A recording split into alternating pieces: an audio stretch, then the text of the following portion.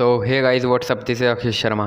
आज की वीडियो शुरू करते हैं। आज की वीडियो में हम चौथा अध्याय का पार्ट 2 स्टार्ट करने जा रहे हैं, जो कि कुछ ज़्यादा श्लोक नहीं है, 2 ही श्लोक बनते हैं इसमें। मैंने थोड़ा देखा और सारे श्लोक हमने पहले से पढ़ रखे हैं।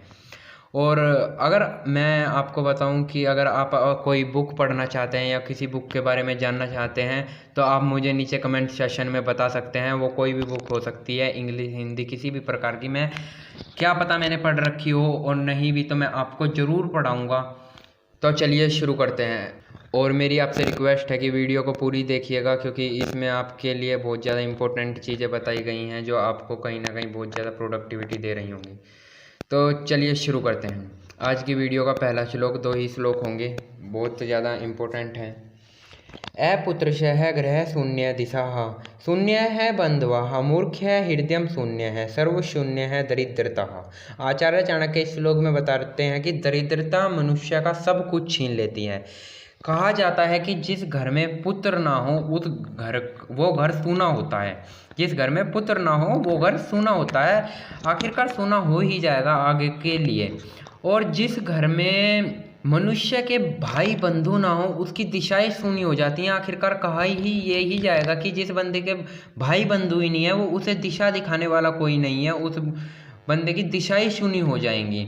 और आखिरी में यही कहा जाता है कि जो मनुष्य ही मूर्ख है उसका हृदय शूना हो जाता है, वह उसका दिमाग शूना हो जाता है, वह ना तो कुछ सोच पाता है और न ही सही ढंग से कुछ कर पाता है।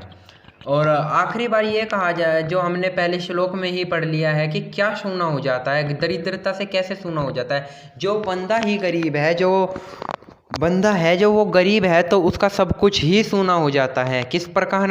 गरीबी के कारण वो कुछ नहीं कर पाता, ना ही अपने पत्नी को, ना ही अपने पुत्र को, अपने भाई बंधुओं को सुखी नहीं रख पाता, अपने आप सुखी नहीं हो पाता, और उससे लोग बाग का मोह छूटने लगता है। क्योंकि आज का ऐसा समय है, इसमें लोग बाग दूर हो जाते हैं अगर पैसा ना हो। क्योंकि कहा जाता है कि पैसा है तो लोग पूछेंगे भाई कैसा है। यह श्लोक यहीं पर समाप्त होता है। दूसरे श्लोक की तरफ चलते हैं। अग्निदेवो दिव्य हानि, मुनिनाम हृदय देवतम, प्रतिमा सवलुंबिम सव्रत है समरदर्शिन है। इस श्लोक में बेहद ही महत्वपूर्ण बात कही गई है, यह आपको जरूर सुननी चाहिए। इसमें कहा गया है कि जो एक समझदार बुद्धिमान व्यक्ति होता है ना, उसके लिए उसके हृदय में और हर मनुष्य में, हर कण कण में परमात्मा बसे हुए हैं। वो कहीं भी भगवान को देख सकता है।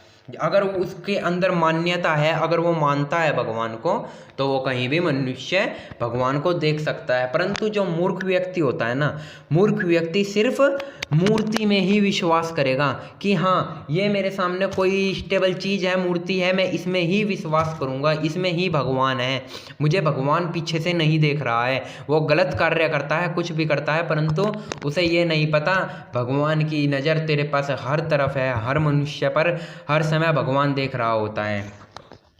और कहा गया है कि जो महामूर्ख बिल्कुल समदर्शियों के समान होता है, जो महामूर्ख व्यक्ति होता है उसका कहाँ होता है, उसके लिए भगवान कहाँ है?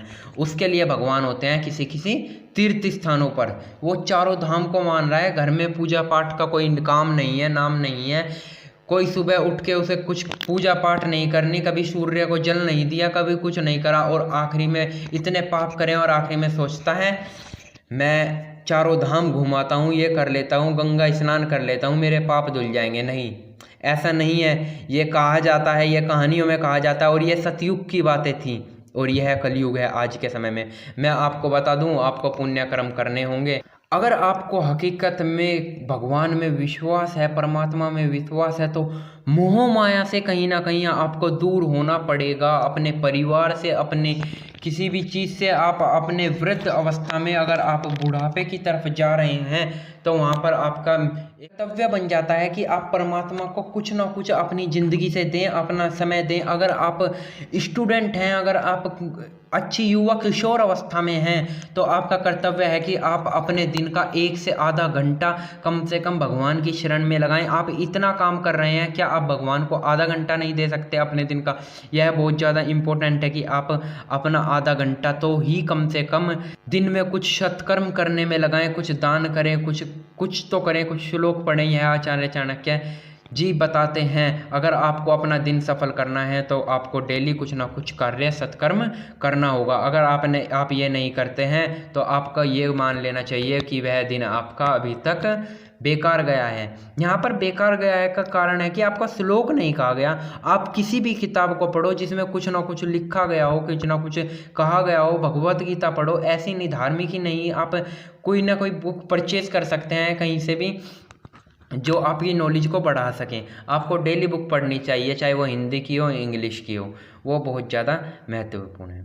अगर आपको मेरी वीडियो अच्छी लगती हो तो वीडियो को लाइक करें, शेयर ज़रूर करें और वीडियो को कंप्लीट ज़रूर देखें बिना स्किप किए। अगर आपकी कोई क्वेरी है, सुविचार या दुविचार है, तो आप कमेंट सेक्शन में आप यहाँ पर मेरा इंस्टाग्राम का अकाउंट दिया गया है, वहाँ पर पूछ सकते हैं। तो धन्यवाद। आज की वीडियो यहीं पर ख़त्म होती है।